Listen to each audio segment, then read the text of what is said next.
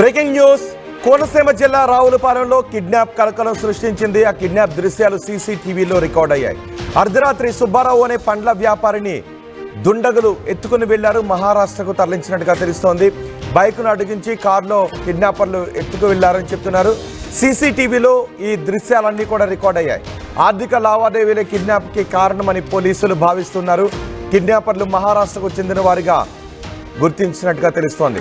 ప్రత్యేక బృందాలతో కిడ్నాపర్లను గుర్తించే పని చేస్తున్నారు. కిడ్నాపర్లకు సంబంధించిన దృశ్యాలు ఆర్టీవీ స్క్రీన్ పైన కూడా చూడొచ్చు. అర్ధరాత్రి పండ్ల వ్యాపారితో మాట్లాడుతున్న దృశ్యాలు కూడా మీరు ఆర్టీవీ స్క్రీన్ పైన చూడొచ్చు. పండ్ల వ్యాపారి ఇంటికి వచ్చి అక్కడ మాట్లాడుతున్నట్టుగా ఆ పండ్ల వ్యాపారి పండ్ల తోటలతో పాటు ఒక జ్యూస్ సెంటర్, ఒక లాడ్జిని కూడా నిర్వహిస్తున్నట్టుగా తెలుస్తూ ఉంది.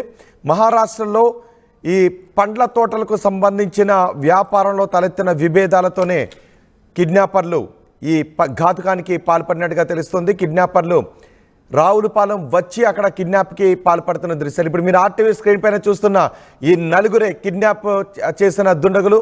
వీళ్ళందరినీ కూడా గుర్తించినట్టుగా తెలుస్తుంది. స్థానికంగా రావులపాలెంలో ఉండే ఒక వ్యక్తి కూడా ఈ కిడ్నాపర్లతో కలిసి కుట్రకు పాల్పడినట్టుగా తెలుస్తోంది.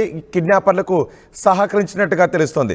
గతంలో తన దగ్గర పనిచేసి మానేసిన వ్యక్తే ఈ కిడ్నాప్కు పాల్పడ్డాడు అంటూ కిడ్నాప్కు గురైన వ్యక్తి కుమారుడు చెప్తున్నారు. ఒక 15 లక్షల రూపాయలకు సంబంధించి ఆర్థిక లావాదేవీల్లో విభేదాలు తలెత్తడంతో మహారాష్ట్రకు చెందిన వ్యక్తులు ఈ పండ్ల వ్యాపారిని కిడ్నాప్ చేసినట్టుగా తెలుస్తోంది.